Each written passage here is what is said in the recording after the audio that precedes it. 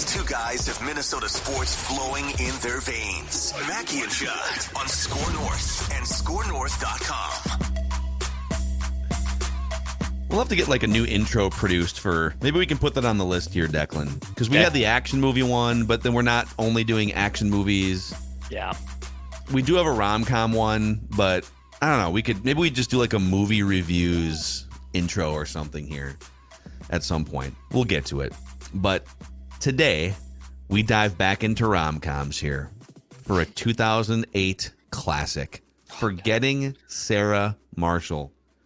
You can find the full catalog of Mackey and Judd movie reviews on the Movie Reviews with Mackey and Judd podcast feed, Apple, Spotify, Score North app, anywhere you find podcasts. If you could give us, it's a brand new feed. We finally consolidated like 3 years of movie reviews into one podcast feed. So if you could go to Apple and give us a 5-star rating and a positive review, you can help us grow the brand, if you will, of these movie reviews. So it started off as action movie rewinds, then we added rom-com rewinds, sports movie rewinds, and we kind of alternate around here during these summer months. So boys, Forgetting Sarah Marshall. We'd all seen this movie at least once beforehand, right? Multiple times, yeah. Okay. I'd seen it once.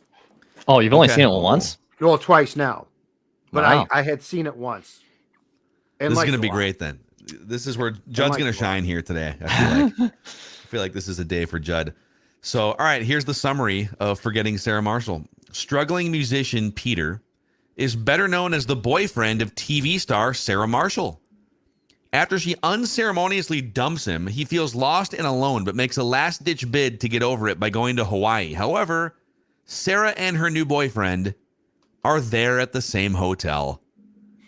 83% on Rotten Tomatoes. The critics' consensus says, with ample laughs and sharp performances, Forgetting Sarah Marshall finds just the right mix of romantic and raunchy comedy. $30 million budget turned into $106 million at the box office. This movie starred Jason Segel, Kirsten Bell, Mila Kunis, Paul Rudd, Russell Brand, Bill Hader, Jonah Hill. Just an insane packed cast here. Mm-hmm. You caught a few of these on the way up, sort of the climb to the top of the comedy world. Yep. A few production notes for you guys here before we dive into our statements. This was a Judd Apatow produced film. So he's had his hands on either as a producer or a director or a writer. 40-Year-Old Virgin, Knocked Up, Pineapple Express, This Is 40, Trainwreck, The King of Staten Island, Anchorman, Anchorman 2, Superbad, Bridesmaids, and a bunch of others too. This is like, you can always kind of tell a Judd Apatow movie. Oh yeah, just like a lot of this, like Paul Rudd. Paul Rudd's in it. It's probably a Judd Apatow film, right? Yeah. While filming, lead actor Jason Segel told a New York Times interviewer that the naked breakup scenes were based on a real life experience he had. Yes. He wrote the movie, which actually I didn't know until the credits. I've seen this like probably 10 times, and I never put together that he actually wrote this film. Yeah. So this film goes back actually to Jason Segel's relationship with Judd Apatow on Freaks and Geeks, which if you guys have not seen that, binge it. Yeah. Incredible show. And on Freaks and Geeks, his character dated the character played by Linda Cardellini, who then they dated in real life. And this is based on that real breakup. Love it. In which Jason Segel was apparently naked. Yes. The film features a great deal of improvised dialogue. According to director Nicholas Stoller, it's 60 to 70% scripted dialogue and 30 to 40% improv, which is kind of what Curb Your Enthusiasm. Curb Your Enthusiasm is actually probably more like 80 to 90%. Yes. Hey, we got to get from here to here in this scene, so figure it out. Have at it. Yeah. Yep. So I love it. So we'll start with Judd. We do this in statements form here. We'll go around the room here with our statements about Forgetting Sarah Marshall. Judd, why don't you fire up the first statement for us?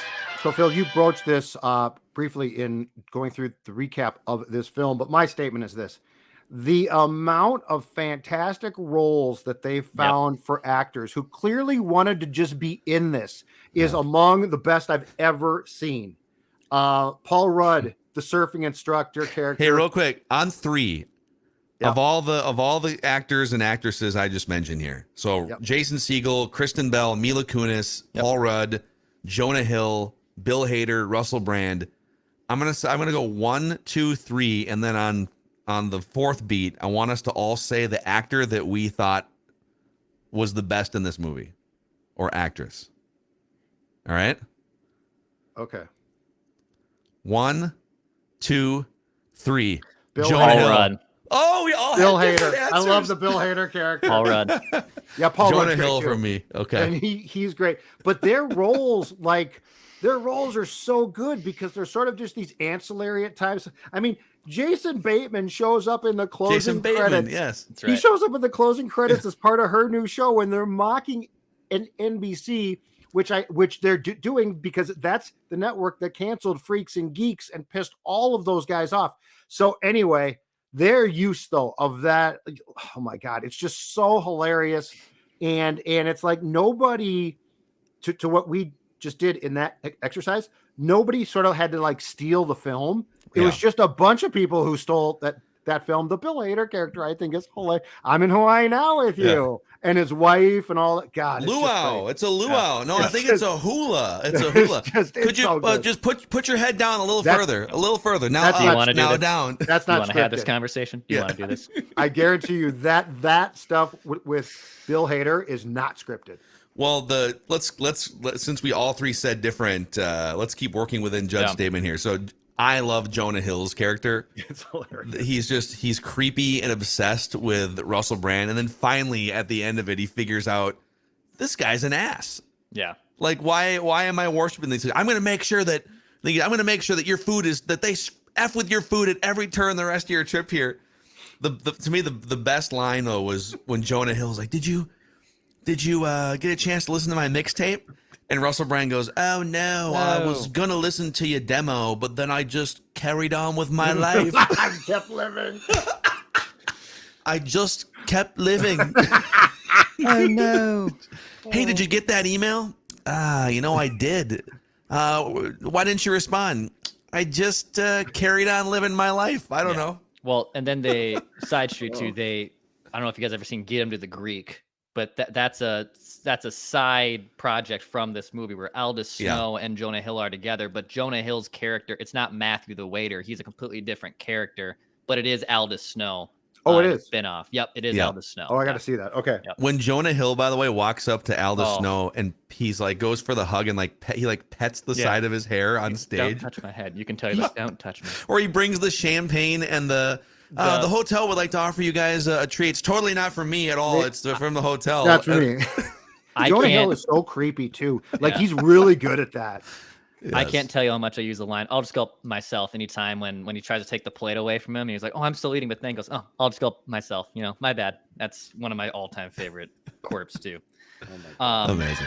Piggybacking off of Judd's statement is, because I wrote this down verbatim. By the way, I had a kerfuffle getting my bedroom TV remote to work, so I had to mirror, and I couldn't even cast my phone, but I can mirror my iPhone. I don't know if you guys know the difference. You can mirror your phone to smart TVs, but then that meant I couldn't use my notes on my phone, so I had to go classic Zolgad here. Wow, I had to write some notes here.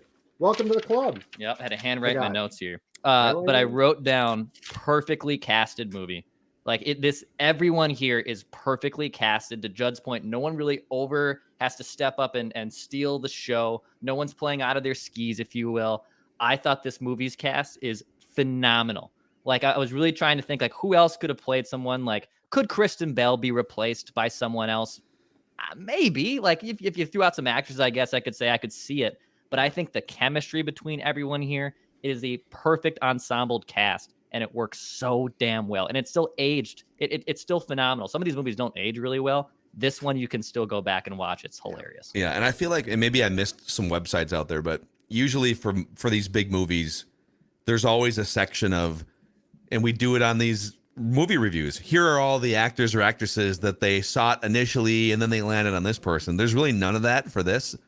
And plus, like Judd Apatow movies, he's pretty much just selecting from. It's his group. There's like 20 actors and actresses, and they're just kind of plucking from, and a lot of them have SNL. He pulls SNL roots too. Well, and Leslie Mann, right? That's his wife, and she's in like a ton of his films. She's hilarious great. too. This is 40 all time great. In fact, that kind of leads me to my first statement here, which is I love and miss this era of rom-coms. Yeah, dude. We had a run, and thanks in large part to Judd Apatow, like just the movies that he was involved with. 40-Year-Old Virgin, This Is 40, Trainwreck, Anchorman, like all these kind of some lean heavier on comedy, some lean heavier on maybe rom, but we just had a freaking 10 or 15 year run of great. I feel like in the 90s we had a lot more of the Tom Hanks sort of You've Got Mail, Sleepless in Seattle, and it was a little bit more rom with some com. But then we got into the raunchy com with rom. Raunchy com, that's a great, I love it. Yes, there's like a 10 to 12 year run of these movies, and they're all just fantastic. And I don't know that we have them as much anymore. I don't think they're almost kind of risky to do now because it's so much easier just to produce a Netflix or a Hulu, just do 3 seasons on one of these streaming platforms than to risk doing a $40 million budget, $50 million budget film and having it, maybe bomb at the box office. So I really loved and missed this era of rom-coms. Kevin O'Connell was right when he joined us, man. Like we've hit a wall with rom-coms. Like I'm trying to legitimately think what was the last really good rom-com. And I know theaters got paused because of COVID too. So like there's optics working against it to a degree. Yeah. I can't remember legitimately the last good rom-com that I saw in theaters. And plus I think this group, because like that group was responsible for a ton of these films. They've aged out a little bit and they're pretty damn rich by now. Yeah. So I don't know that they have the need to continue working as much. And like Jonah Hill's gotten really weird now. Like he's gotten really weird. He was weird then, but kept, and what I think, if I'm not mistaken, Seth Rogen and his pal from Freaks and Geeks had a falling out of some sort, James Franco. And like, they were great together. Yeah. And did those goofy films. So yeah, I think we need to stumble upon the new Apatow type of guy and cast. Yes, and maybe it's not movies. Maybe it's Netflix and a stuff. Streaming platform or something else. All right, back to Judd. So this film is hilarious. It's really well done. It's goofy, but it's also sweet and it's also really, really smart. And my statement is this. The Dracula musical is a really weird but really cool sort of subplot. Would you guys go see that? Yeah. If Dracula the musical came to the Pantages or Orpheum or something. But I mean, there's a lot of really simple things that he could have, written for his character, right? Like, this is my thing and it's going to be how I find my voice or myself. This is clearly something that, like, I don't know if he was like pondering it or what, but I thought it was a really, really cool subplot. Because that could have been just a throwaway thing, right? Like he does something and she goes to see it. I really thought that the whole Dracula song and all of that, it was really neat. I liked it.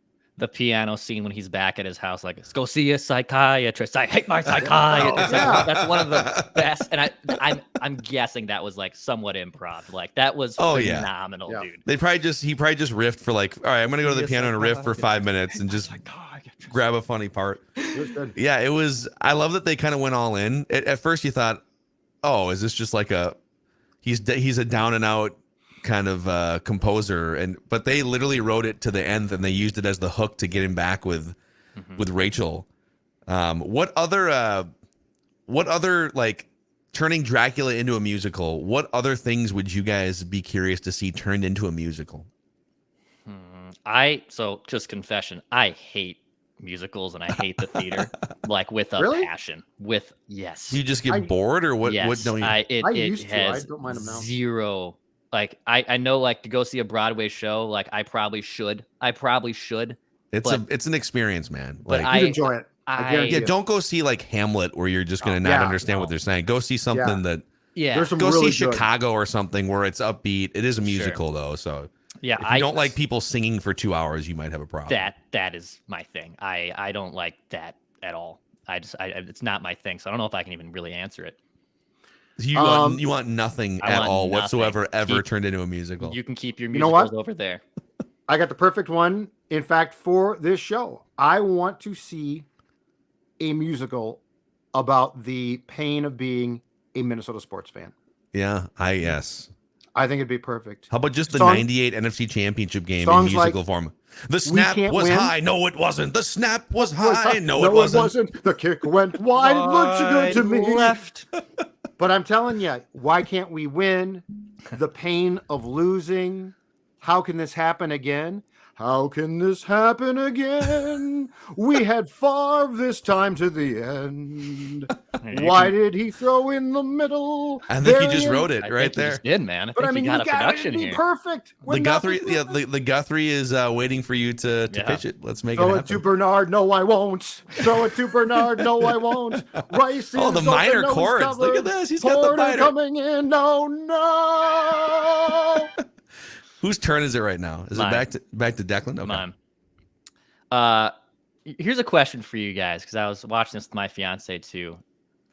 Do you guys ever kind of not wish but hope this kind of scenario would play out? And I don't mean it as like you get right off a breakup and you start hitting on the receptionist, then like that receptionist becomes your girlfriend. I mean it from this factor of, do you ever kind of want to run into a certain ex of yours with kind of upgrading yourself and having to kind of force yourself to now be at a table with them, or like want to make them jealous? There's two different ways I think to really look at this. It's either an ex that like maybe I could sit down with them and have a nice meal if I did see them at a resort, it would be no problem.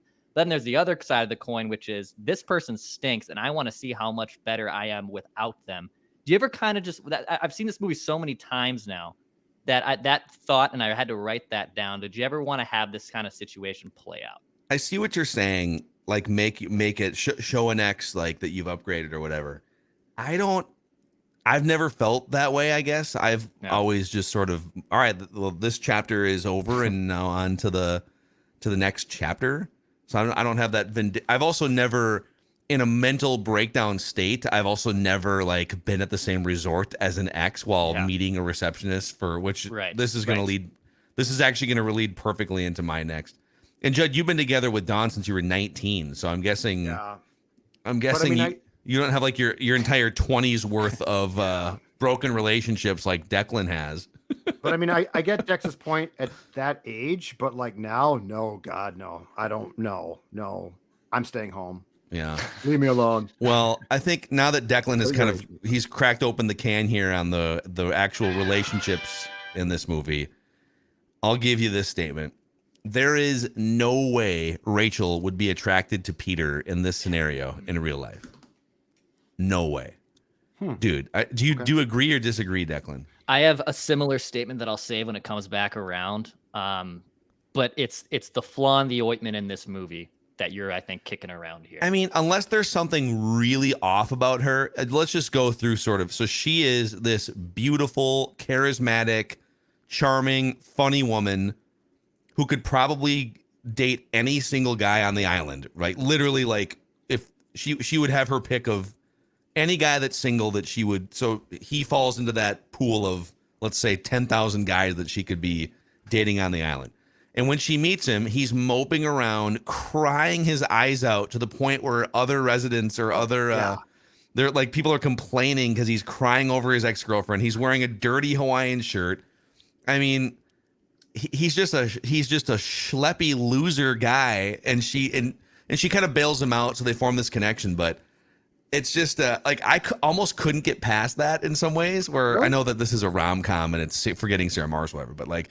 She's also hooking up with him at work, by the way. She's going on dates with him at the restaurant that is in the resort that she works at, and then she's in his hotel room hooking up with him. Oh, I'm gonna punch off the clock and go up to room 603 and nice room hook for up free, with basically. Peter. Yeah, so it was a huge leap for her to want to date him, I guess, but she's supposed to be like she's supposed to be him in some ways past the point that he's at, though. because like she left Los Angeles, I think, and quit school, and so I think they're trying to say that she's as insecure as him. She's just past that point and tries to use her humor and smarts to like make you think she's strong. But like, I think at the end where she comes back and she's like, I might go back to school. They're trying to say that these two actually have a lot in common as far as insecurities go. And so last part you just made, I agree with that they, let's take some time apart, get our lives together. In fact, we even had one of my favorite parts of the movie was the Jason Segel, the Peter montage. It was like a Rocky montage where, I'm going to get... He's getting in shape. He's on the treadmill. He's on the treadmill. He's serving his friends dinner, Yeah, you're right. He's working on his Dracula musical, getting in shape, Oh, God. That was great. I think the montage really added a lot to this movie. Okay, back to Judd. My next one is this. The frontal nudity of Jason Segel in this film is brilliantly uncomfortable. Mm-hmm. It's definitely uncomfortable. Yeah, they do, but it's well done as far as being, no pun intended, but there is, in your face and being uncomfortable. But it also it feels like an Apatow staple, right? To like sort of push the envelope just enough where you're like, is he really doing this? Isn't there a scene in Knocked Up? Don't they show like the baby coming? Is that Knocked Up? Yes. Oh, there is a brief I saw that in scene. theater. Yeah, where she's in labor. They do stuff like that. Wow. I think Segel said that when Linda Cardellini dumped him, that exact thing played out. But anyway, it's brilliant. It's brilliantly uncomfortable because it 1000% works every time. How uncomfortable do you think Kirsten Bell or it was Mila at the very end? Kristen Bell at the start. Well, but at the very end though, Mila is hugging his naked dad bod. Yeah, both of them are to film that scene. Well, she's fully clothed and he is fully naked in that scene. Like a loincloth back on or something because you can't see it at that point because his leg is obstructing it. But anyway, that's true. And both Mila Kunis and Kristen Bell are like 5 foot, and Jason is like 6'5". Like he's a tall dude. Oh my God. I want to go back a little bit to Phil's statement there, because my statement was, I don't think the pity she takes on him is believable at all. Like, it's kind of my only real flaw I have in this movie, where all of a sudden, it's just, there's nothing I loathe more than just a mopey guy who's down the dumps. And I get it. Heartbreaks does stink. So you're trying to take the steps to get over it, and you go to this beautiful resort. But it doesn't make much sense to me. And to be honest, and we'll get to their chemistry rankings, I think that's the only problem we really have with this movie. They certainly have chemistry, and obviously he's trying to get over his ex, so naturally he progresses himself to, the beautiful receptionist. But I don't really think that part of this movie is really that believable. It's funny because obviously it's make believe. It's a movie, and sometimes people have a problem with like, you guys are too hard on these are movies, right? But it was a huge leap to think that this beautiful woman, Mila Kunis, of all the different options she has, is just going to choose this guy that's this schleppy guy who eats a giant bowl of Fruit Loops every morning. And a great cereal bowl. Don't put that cereal bowl down. I love that huge cereal bowl. I don't know if that's a cereal bowl, but yeah, it's something. Looks like a cereal bowl. Mixing cake, but yeah. Yeah, it's like a baking bowl. For him. He's rarely bathing. He's in this weird, messy situation with his ex-girlfriend. And yes, sign me up for that is what Rachel said. So I don't. Didn't bother. Well, I'll say it. I'm not a big Jason Segel guy, with or without clothes. There's just something, I don't know. In some ways, I guess he's the perfect guy to play the role of Peter in this movie, but he just kind of drives me nuts. I don't know if it's his personality, if it's the way that he acts, if it's the fact that he's just like naked for half the movie. I can't tell maybe it's Peter. I can't tell if I don't like Jason Segel or if I don't like Peter. He almost always plays himself. Mm-hmm. Okay, well, there you go. So yeah, like I've never seen him not play this guy. Everyone has that actor or actress though. Like for me, I know this one's probably going to shock you more. I hate Jason Bateman. I can't stand Really? Jason Bateman because he plays the only one I really like him as is Pepper Brooks in Dodgeball because he plays like an obnoxious D-bag, and that's who I kind of think he deep down really is. But every movie, it's just this too cool for school, and I'm better than you and smarter than you. I hate his characters. I can't stand it. I can't stand it. Maybe it is the characters that we. Yeah. It's just like the schleppy nature. He seems so unkept, I guess. And maybe I can't tell if it's just Peter the character or if it's Jason Segel. No, it's him because from Freaks and Geeks on, he plays now his confidence wanes at times, it gets worse, but he almost always plays the same down on his luck underdog. He's liked, but he's not the central focus friend. Yeah. Because Freaks and Geeks was James Franco, Jason Segel, Seth Rogen, who was like 15 when it started, and he's great. But it's him.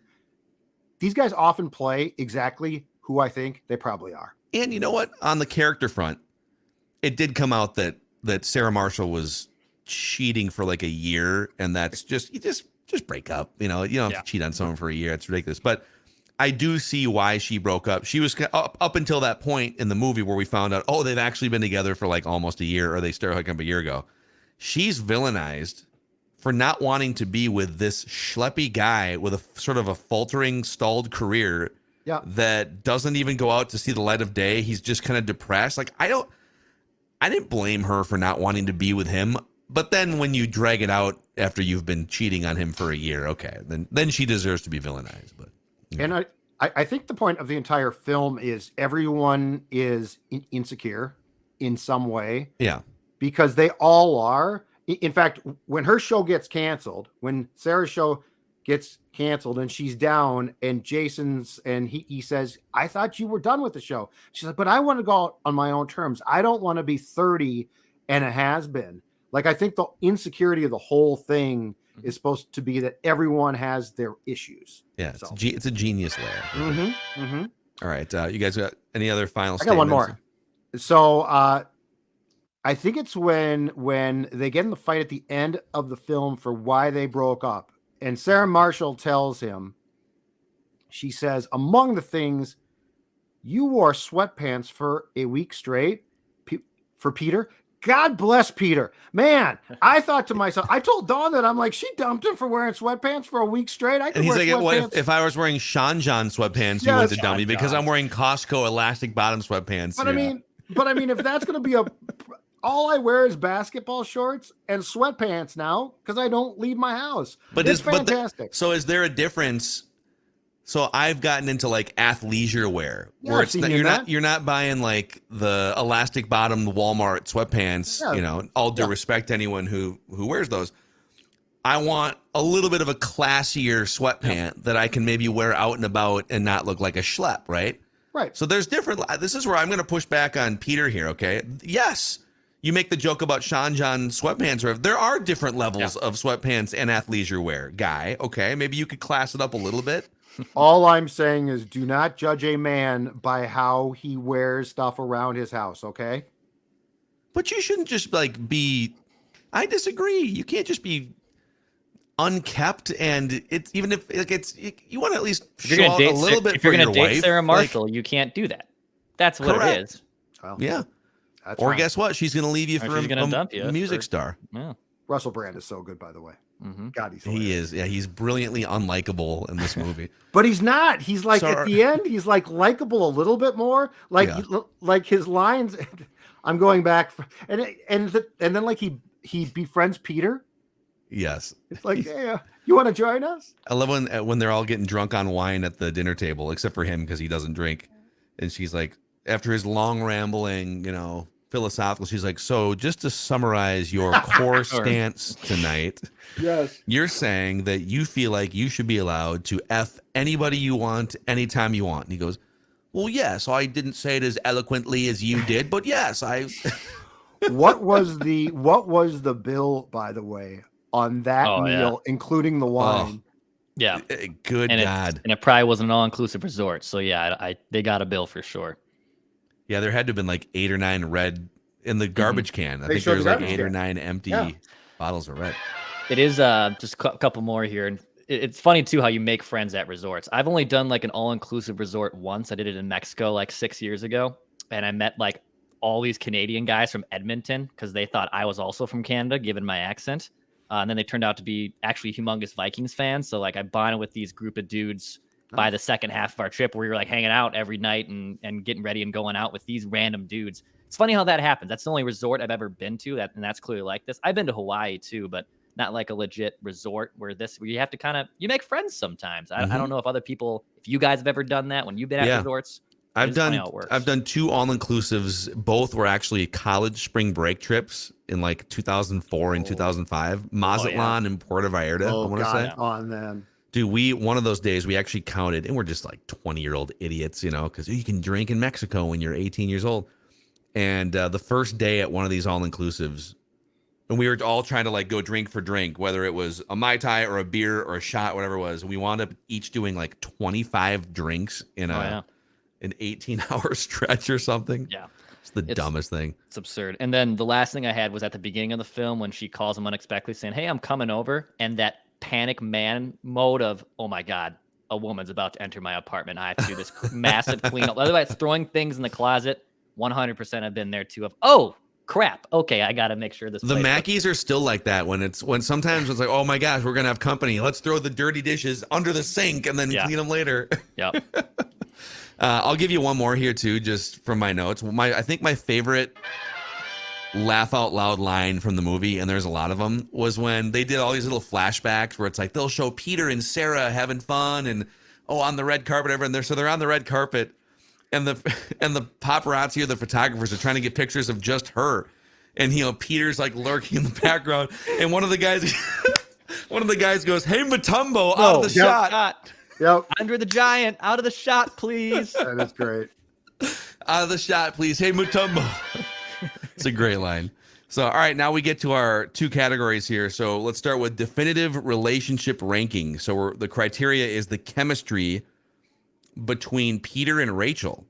Yep. Right? Between Agreed. Peter and Rachel. Absolutely. So it's a 1 to 10 scale, and we have one perfect 10. It's Jacob and Cal from Crazy Stupid Love. Then Hitch and Sarah from Hitch, Noah and Allie from The Notebook, Joe Fox and Kathleen Kelly from You've Got Mail, and Benjamin Barry and Andy Anderson from How to Lose a Guy in 10 Days round out our top 5. So 1 to 10 scale chemistry between Peter and Rachel. I'm going to give it an 8. I think it's pretty good. Yeah, it's not entirely plausible, but I don't think it's as big of a long shot as you guys probably think. But as far as the actors go, I thought it was cute. I liked it. 8. I love these two together. I mean, their chemistry's there, but I don't like the pittiness, and to me, it dings it a little bit. So for me, it's a 6.5. It's a 6.5. I really can't. I don't think put it in a 7 to 10 range because I think it'd be like incredible. They play off each other well for sure, and I think the 2 actors did a really good job. But I did not like the pity factor, and to me, that dings it a lot. 6.5 for me.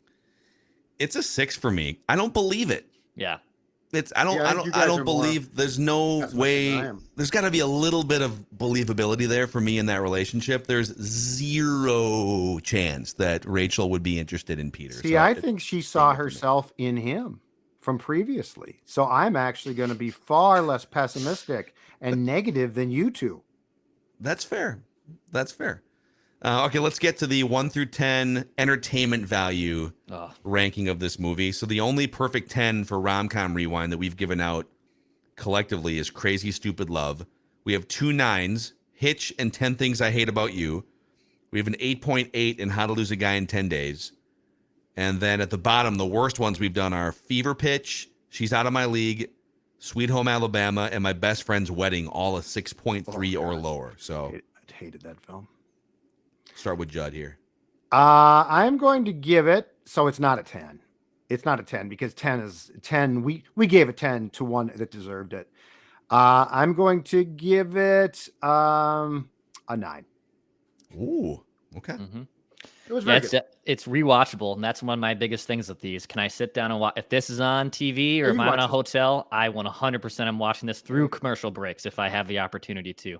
I'm gonna stick with Judd too. It's a 9. It's a 9 out of 10 for me. It's a great movie. Ditto on all fronts, except I agree it's not a 10 because Crazy Stupid Love is a 10 and it's just a slight notch up. Yep. And for me, I think How to Lose a Guy in 10 Days is a 10. But it's a 9.5, despite a couple of my little issues here and there. Wow, yeah, I'm surprised with your issue though, because That's you're wow. Yeah, Okay. I stop on this, and maybe it's just like perfectly imperfect in that way. Yeah. I stop on this movie every single time it's on TV. Every single time. Because it's hilarious just to watch Paul Rudd as the instructor, the surfboard instructor. So that makes it a 9.2, making it the second best rom-com we have reviewed, just behind Crazy Stupid Love. Well done, gentlemen. Well done. So next week, it's been a few weeks since we have tapped the action movie Rewind well. And there is a big blockbuster from 5 years ago that we have not done yet. Okay. With The Rock Dwayne Johnson starring in Skyscraper. I've never seen this. Oh yeah. Oh, dude. I've never seen Skyscraper. Skyscraper This with seems perfect you for guys what have we seen do. what have you seen it? Yeah. All right, it's I remember the ads, but I didn't see it. Yeah. it's a movie and you guys will watch it for the first time. So we'll do that next week with Skyscraper on movie reviews with Mackey and Judd here. If you guys could again give us a 5-star rating and a positive review on Apple Podcasts, you can help spread the word about these fun movie reviews.